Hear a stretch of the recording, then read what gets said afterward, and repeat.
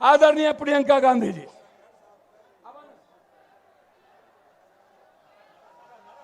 प्रियंका दीदी जिंदाबाद, प्रियंका दीदी जिंदाबाद, प्रियंका दीदी जिंदाबाद। जोर से बोलिए एक बार, प्रियंका दीदी जिंदाबाद, प्रियंका दीदी जिंदाबाद। बहनों और भाइयों, कैसे हो? एक घंटा देर हो गया, इसलिए मैं आपको बहुत आपसे मैं क्षमा मांगती हूं। आपको इंतजार कराया और मैं आपको धन्यवाद देती हूं कि आपने मेरा इंतजार किया। श्री मनोज राम जी, श्री पप्पू यादव जी, श्री ओम प्रकाश नारायण जी, श्री रविंदर यादव जी, श्री अशोक सिंह जी, श्रीमती सरिता पासवान जी और मंच पर आसीन सभी नेतागण, महागठबंधन के, कांग्रेस पार्टी के, और आप सब जो यहाँ छतों पे खड़े हैं, जो मेरे सामने खड़े हैं, वहाँ पे जो दीवार पे बैठे हैं, आप सबका इस सभा में बहुत स्वागत। देखिए, ये देवी उग्रतारा, माँ रक्तकाली, माँ कात्यायनी और माता सीता की धरती है। इस धरती को मेरा प्रणाम। ये आध्यात्मिक धरती है। राजा जनक जी की, आदि शंकराचार्य जी की, मंडन मिश्रा और भारती मिश्रा जी की। इस धरती का इतिहास एक ऐसा इतिहास है जिस पर आप सबको गर्व होना चाहिए।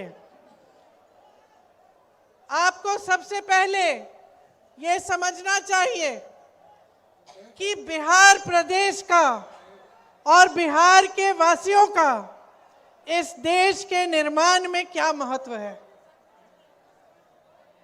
आपने ही इस देश को महात्मा गांधी का संघर्ष दिया। यहीं से उन्होंने अपना स्वतंत्रता संग्राम शुरू किया, जिसकी वजह से आज हम सब यहाँ खड़े हैं।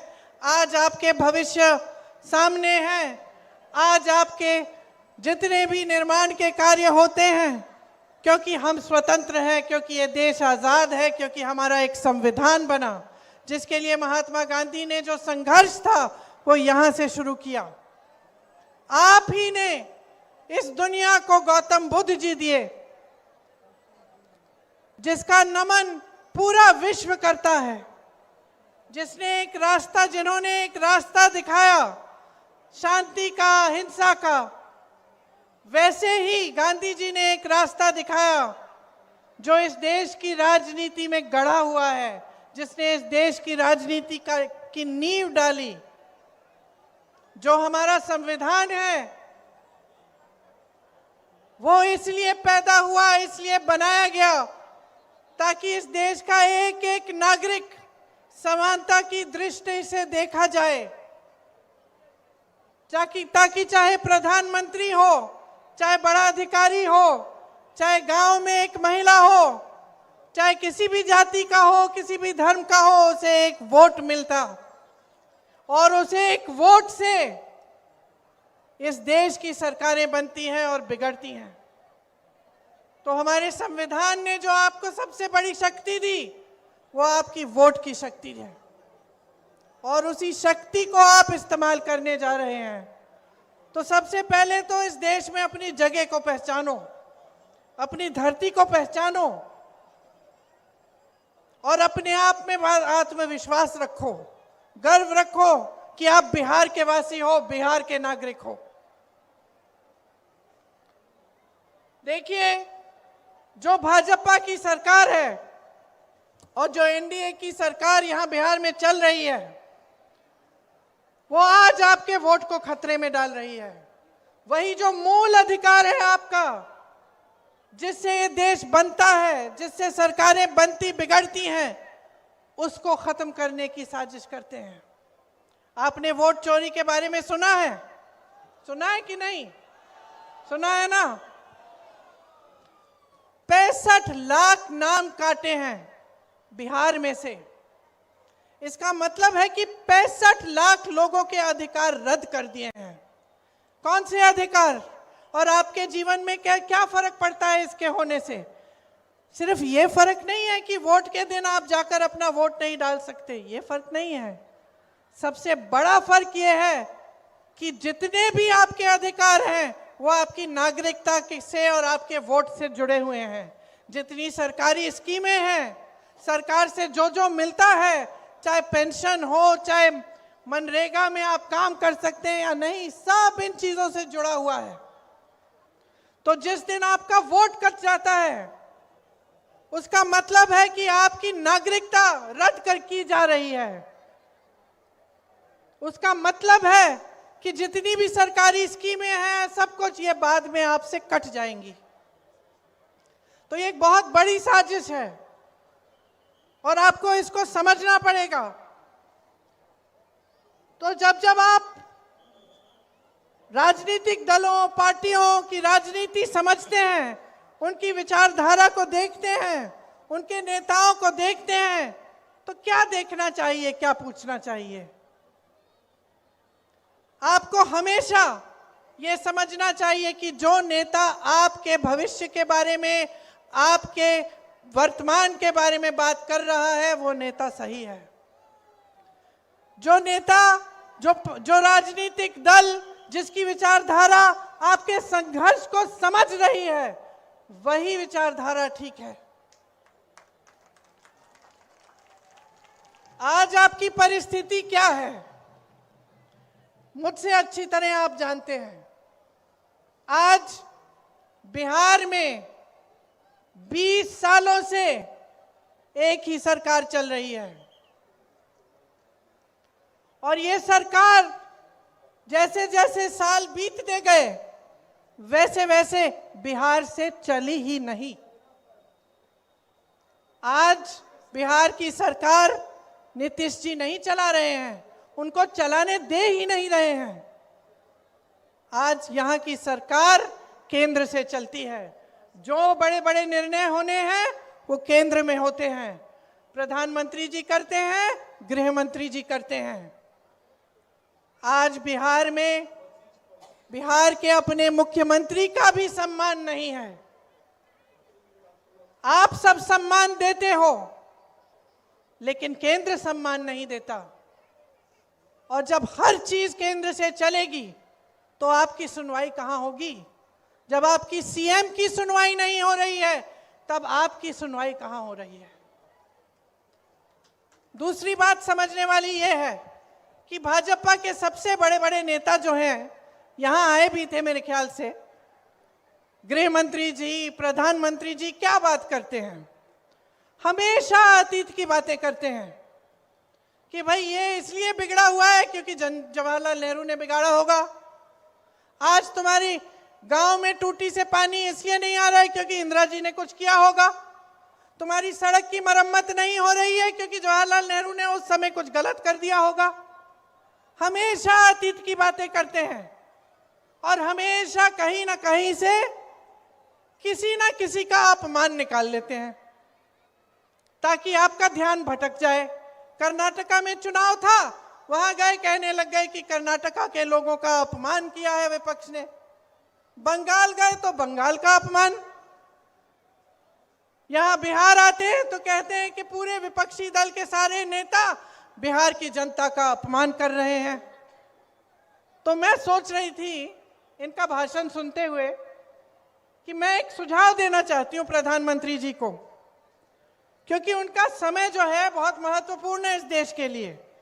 प्रधानमंत्री और गृह मंत्री जी का जो समय है वो काम करने में जाना चाहिए कि नहीं जाना चाहिए? जाना चाहिए। रोजगार दिलवाने में जाना चाहिए कि नहीं जाना चाहिए? बेरोजगार हो ना तुम, बेरोजगार हो ना, पढ़े लिखे भी होगे, पढ़े लिखे हो लेकिन बेरोजगार हो। तो प्रधानमंत्री जी का जो समय है वो रोजगार दिलवाने में, विकास लाने में, बड़े बड़े उद्योगों को लगवाने में लगना चाहिए। इसीलिए मेरा सुझाव ये है कि वो एक नया मंत्रालय बना दें। और उसका नाम रखें अपमान मंत्रालय। क्यों? अच्छा सुझाव है पप्पू जी, एक अपमान मंत्रालय बना दें ताकि उनका समय व्यर्थ ना हो। वो बड़ी बड़ी सूचियां निकाल देते हैं कि हमें इसने गाली दी, उसने गाली दी, इसने हमारा अपमान किया, तो खुद क्या बैठ के सूची बनाएंगे? अपमान मंत्रालय बना देगा। और जब आप अपनी नौकरी, अपने रोजगार के लिए धरना प्रदर्शन करोगे और उनको लगेगा कि देश का अपमान हो रहा है क्योंकि कोई सवाल उठा रहा है, तो अपमान मंत्रालय बुला ले आपको, है कि नहीं? और जब कोई अध्यापक या कोई महिला या कोई संविदा कर्मी अपने अधिकारों के लिए सवाल उठाए तो इनको लगता है कि देशद्रोही हो रही है, इनको लगता है कि देश का अपमान हो रहा है, तो अपमान मंत्रालय को बुला ले, अपमान मंत्रालय कार्रवाई करे, है कि नहीं? अपना समय क्यों व्यर्थ कर रहे हैं? और इस अपमान मंत्रालय में मेरा यह भी सुझाव है कि मेरे परिवार के बारे में जितनी इन्होंने गालियां दी और जितना उल्टा सीधा बोला उसका भी रिकॉर्ड रखा जाए। एक लाइब्रेरी पूरी बन जाएगी किताबों की, भर देंगे उनको। क्योंकि अफसोस की बात यह है कि इन फिजूल की बातों में आपका समय बर्बाद किया जा रहा है।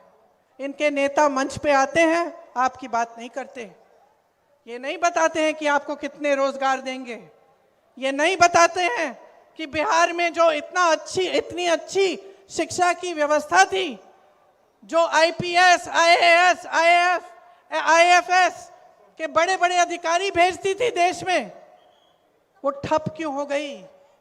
बताते नहीं है कि पेपर लीक क्यों हो रहा है आपका, कि जो ये नौजवान सारे यहाँ खड़े हैं, पढ़ते हैं, लिखते हैं, सालों ये संघर्ष करते हैं, पेपर देते हैं भर्ती के लिए और पेपर लीक हो जाता है, रद्द हो जाता है, कोई घोटाला हो जाता है, कोई पैसे ले रहा है उसमें से। ये नहीं बताते कि क्यों हो रहा है और उसको रोकने के लिए क्या करने जा रहे हैं।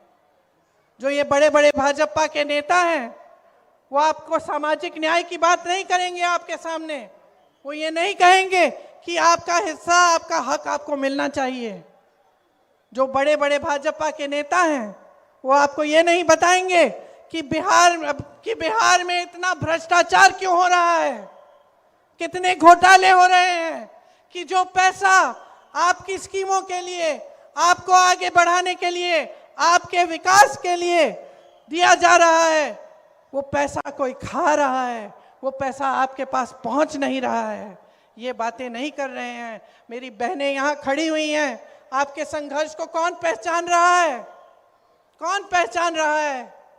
खेती में काम करती हो, घर के बाहर अगर जाती हो काम करने के लिए, घर आके भी काम करती हो, सोती नहीं हो जब तक बच्चों ने खाना खा लिया है, जब तक परिवार के सब सदस्यों ने कुछ खा लिया है, कभी कभी खाली पेट सो जाती हो, सुबह सबसे पहले उठती हो, इस समाज का पूरा बोझ तुम उठाती हो।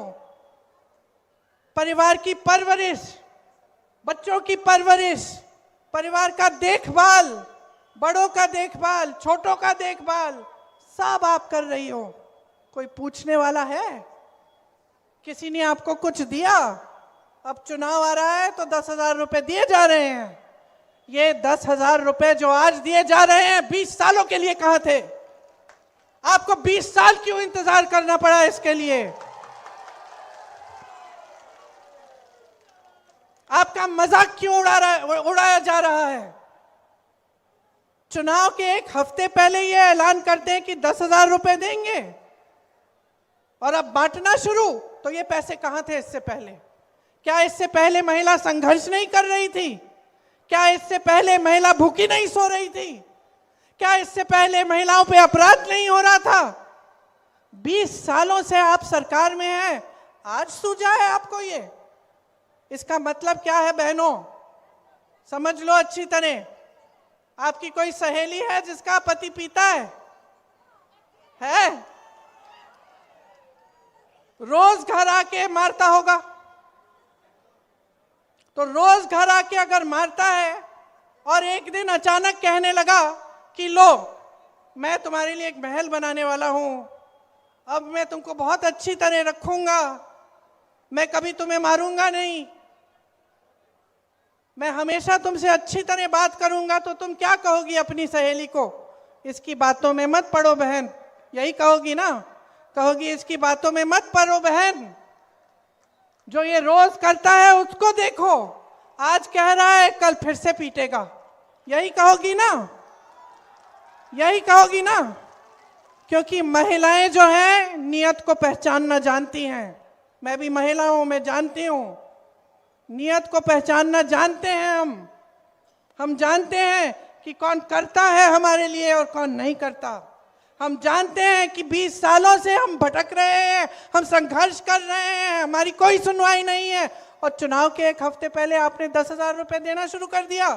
बहनों, 10,000 रुपए ले लो, लेकिन अपना वोट मत दो।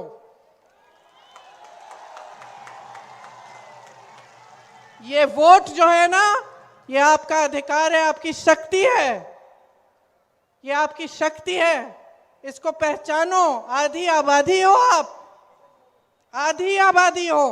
मन बना लिया ना अपनी शक्ति को एक करने के लिए, खड़े हो जाने के लिए, तो कोई कुछ नहीं कह पाएगा।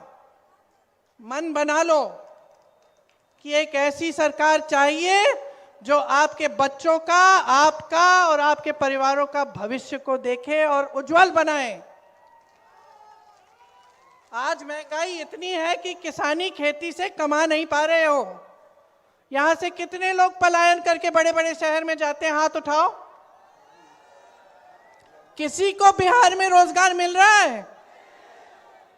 मैंने आपके अतीत की बात की कि कैसे आपने संघर्ष करवाया, कैसे आपने इस देश की नींव डाली, लेकिन मैं ये भी बता देती हूं, आज भी इस देश की नींव बनाने वाले आप हैं, आज भी इस देश का निर्माण करने वाले आप हैं। केरल से लेके कन्याकुमारी तक बिहार का युवा जाता है नौकरी ढूंढने के लिए, और मेहनत से, ईमानदारी से, अपने खून पसीने से इस देश को बनाता है।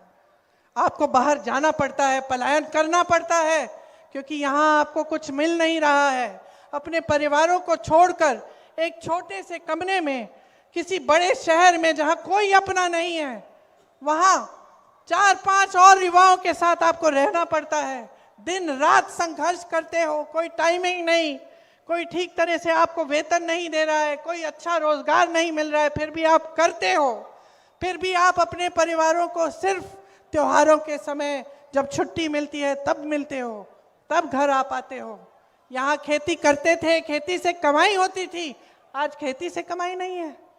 आज खेती करो, धूप में संघर्ष करो, सब कुछ महंगा हो गया है, सारा खेती का सामान महंगा है, उपज का दाम नहीं मिलता है, समर्थन मूल्य नहीं मिलता, न्यूनतम समर्थन मूल्य। खेती करते हो, कुछ मिलता ही नहीं है, कमा नहीं पाते।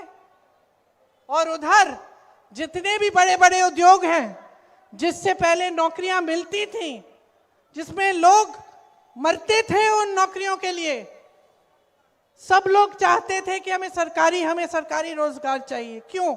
यहाँ बुजुर्ग बैठे बताएंगे, क्योंकि उससे सुरक्षा मिलती थी, पेंशन मिलता था, ऐसे लगता था कि अब नौकरी लग गई है, जीवन भर हम ठीक होंगे, हमें अब चिंता की जरूरत नहीं होगी।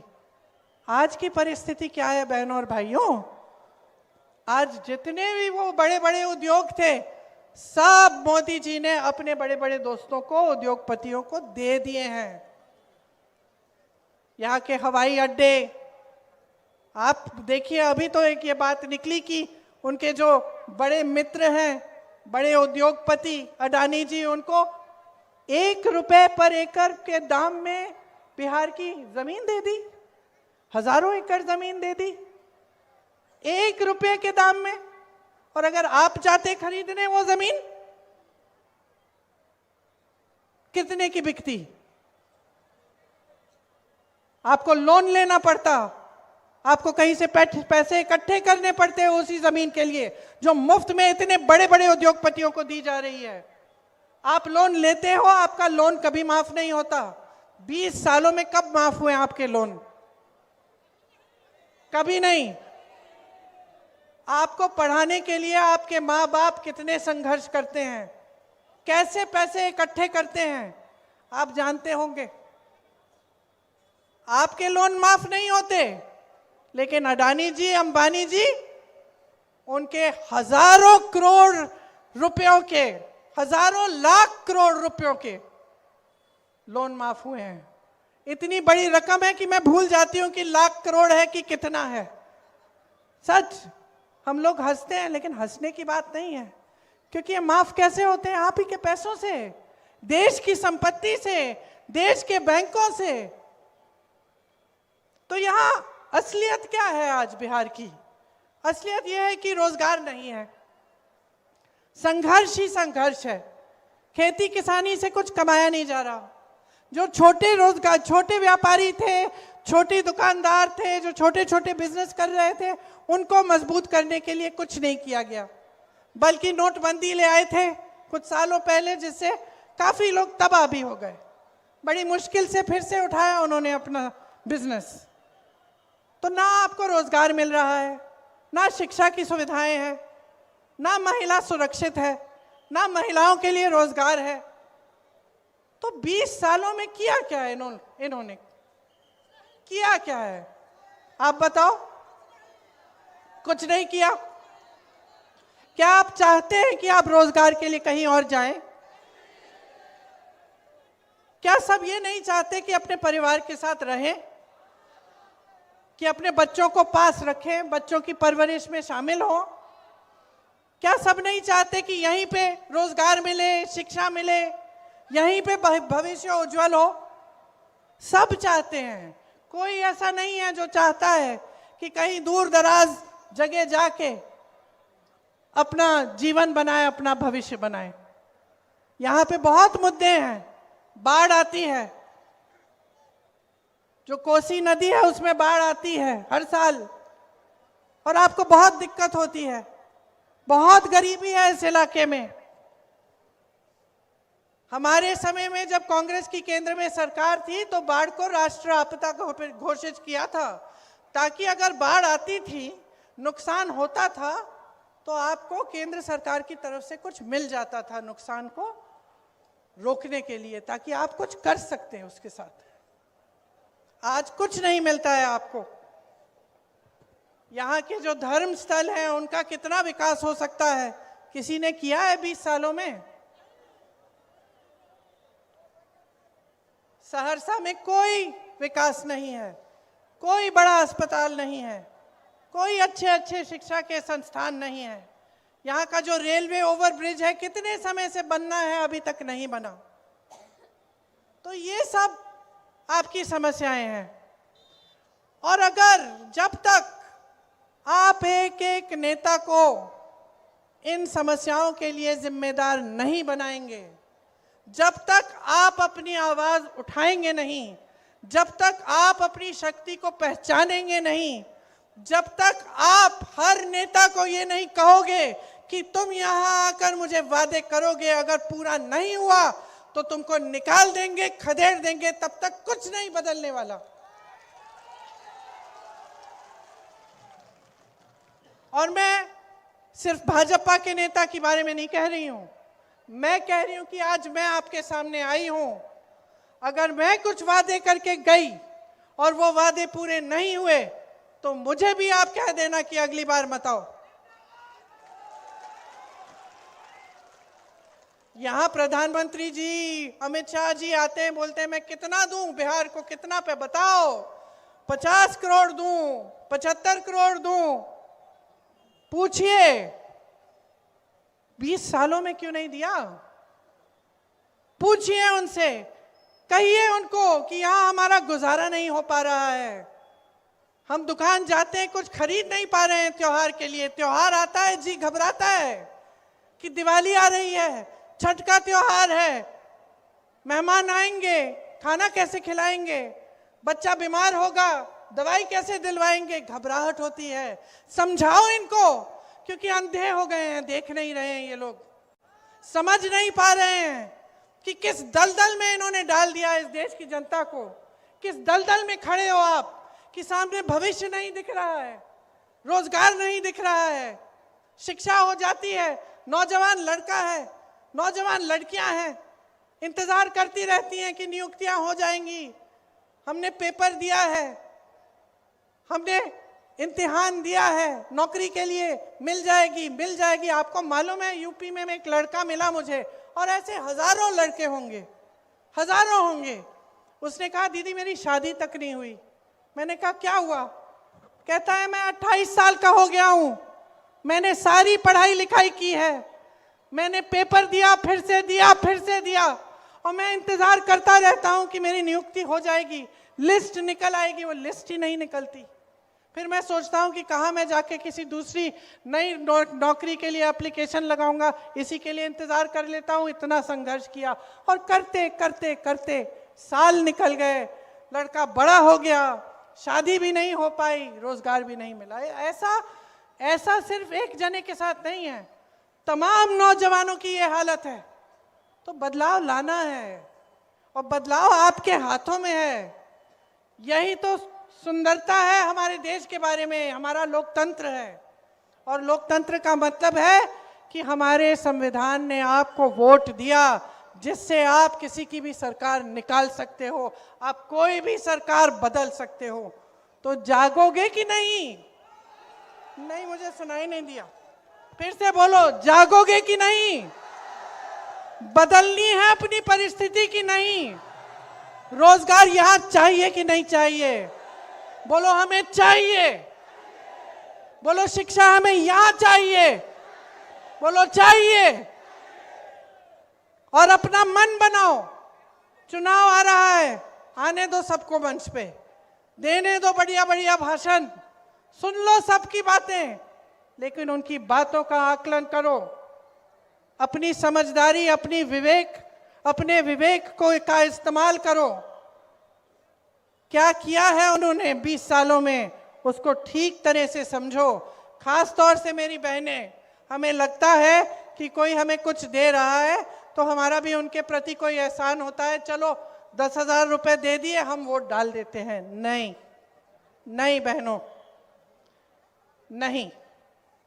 जैसे मैंने कहा, जो दे रहे हैं ले लो, लेकिन अपने आप को मत भूलो, अपने बच्चों को मत भूलो, अपने परिवार को मत भूलो, अपने समाज को मत भूलो, और अपने बिहार को मत भूलो। ये आपकी धरती है, आपकी धरती है।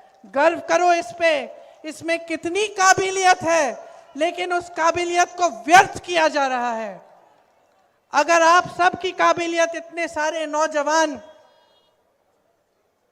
जो जाके बाहर काम करते हैं, अगर यहाँ काम करते, अगर यहाँ निर्माण होता, यहाँ के जो उद्योग कांग्रेस के जमाने में लगाए गए थे, उनको अगर ठीक से चलाया जाता तो कितना यहाँ पे कितनी प्रगति होती, कितना विकास होता। तो अब मन बना लो। कांग्रेस पार्टी और जो महागठबंधन है, उन्होंने कई चीजें तय की हैं कि हमारी सरकार आएगी तो आपके लिए क्या क्या हम करेंगे। उसकी सूची मेरे पास यहाँ है, तो मैं आपको पढ़ के सुनाती हूँ। देखिए, जो युवा यहाँ खड़े हैं बेरोजगार, आप जब परीक्षा देते हो नौकरियों के लिए, तो आपकी जो परीक्षा की फीस है उसे हम रद्द करने जा रहे हैं। परीक्षा का जो केंद्र है, जहां परीक्षा देने जाओगे, वहां तक आने जाने का जो खर्चा है वो आपको दिया जाएगा। मुफ्त यात्रा होगी आपकी। एक जॉब कैलेंडर बनेगा। जॉब कैलेंडर का मतलब, जिस दिन आपकी परीक्षा होगी, जिस दिन रिजल्ट आएगा, जिस दिन आपकी नियुक्तियां होंगी, वो सब चीजें जॉब कैलेंडर पे हम लगा के, हम सारा पहले से हम तय करेंगे। और किसी ने उसके साथ खिलवाड़ किया, किसी ने इधर उधर किया, तो उस पर सख्त कार्रवाई होगी। ये जो पेपर लीक का काम हो रहा है, जिसमें सब मिले हुए हैं और सब पैसे बना रहे हैं और आप बेरोजगार रह रहे हो, इसको रोकेंगे हम, ये नहीं होने देंगे। हर परिवार में जहां नौकरी नहीं है, उस परिवार में सरकारी नौकरी मिलेगी। प्रदेश में 2000 एकड़ की एजुकेशन सिटी और इंडस्ट्रियल क्लस्टर्स बनाए जाएंगे, आपकी शिक्षा के लिए और रोजगार के लिए। अगर आप अपना छोटा सा व्यापार शुरू करना चाहते हैं, जो नौजवान है वो सुने, कुछ अपना बिजनेस करना चाहते हैं, गरीब परिवार से आते हो, पैसे नहीं है, 2 लाख रुपए आपको दिए जाएंगे अपने बिजनेस को शुरू करने के लिए। आज लाखों सरकारी पद खाली पड़े हुए हैं, इनमें नियुक्तियां की जाएंगी और खास विशेष आरक्षण बिहार के वासियों को मिलेंगे। 3 साल की जो डिग्री है आपकी, इसे आप 3 साल में खत्म करेंगे, आपको 6-7 साल इंतजार नहीं करना पड़ेगा। और आवासीय अंग्रेजी मॉडल विद्यालय बनवाएंगे। मेरी बहनें, मैं जानती हूं कि आपका सबसे ज्यादा संघर्ष आप करती हैं, सबसे ज्यादा आपको आगे बढ़ना भी पड़ता है, बच्चियों को पढ़ाना भी पड़ता है, तब भी संघर्ष है।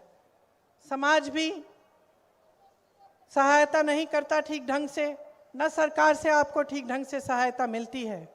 इसीलिए जो जीविका दीदियां हैं, जो खूब काम करती हैं, खूब मेहनत करती हैं, उन्हें 30,000 रुपए प्रति माह मिलेगा और पक्की नौकरी दी जाएगी। प्रत्येक अनुमंडल में महिला कॉलेज की स्थापना की जाएगी। विधवा और वृद्ध जनों का जो पेंशन है वो 1,500 रुपए मिलेगा और हर वर्ष उसको 200 रुपए बढ़ाएंगे।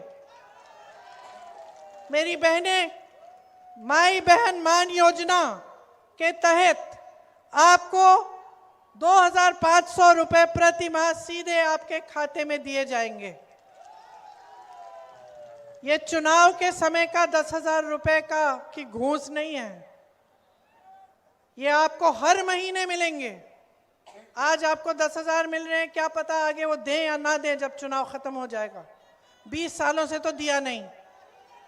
लेकिन आप कांग्रेस की सरकारों को देखो, कर्नाटका में, तेलंगाना में महिलाओं को हर महीने पैसे मिल रहे हैं और उसी तरह से हम यहाँ पे भी करेंगे।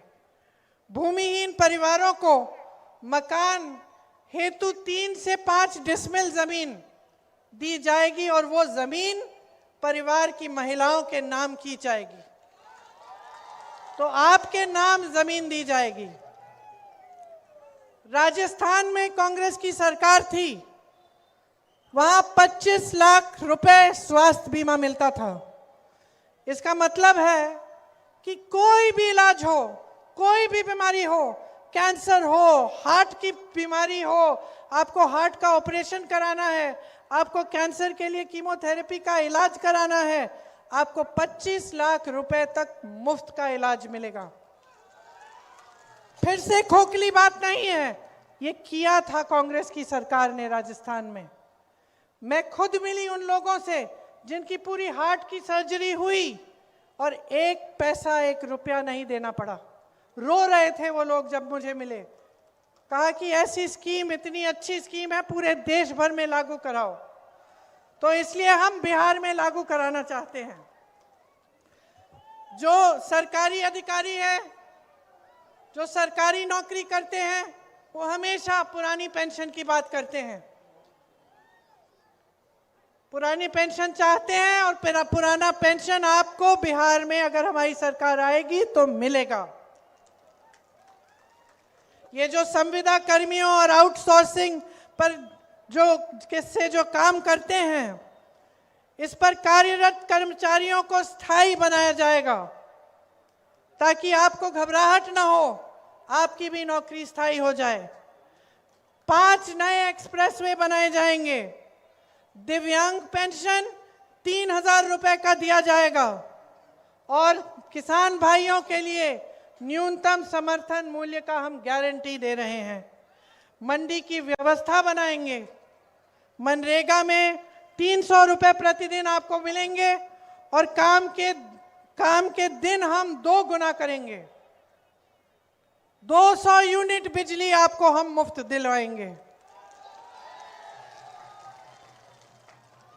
पंचायती राज एवं नगर निकायों में ईबीसी आरक्षण 30% और एससी आरक्षण 20% किया जाएगा।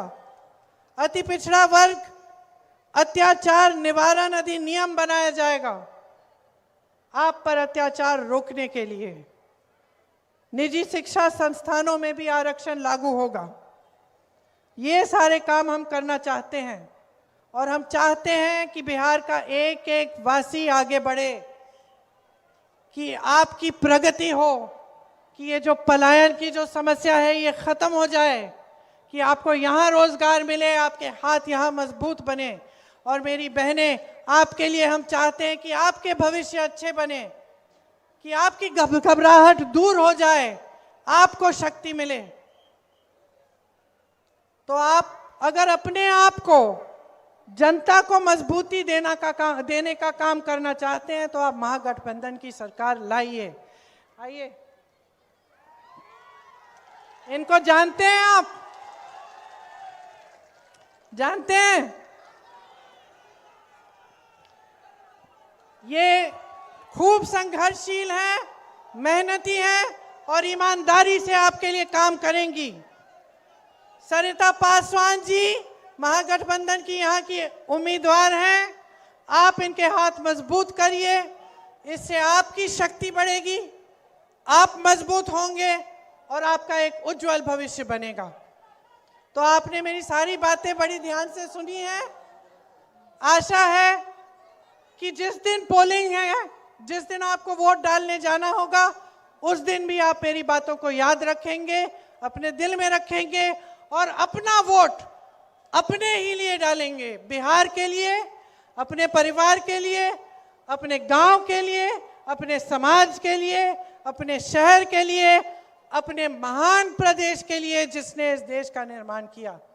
एक बार मेरे साथ बोलिए, बिहार की धरती की जय, बिहार की धरती की जय, बिहार की धरती की जय। जय हिंद।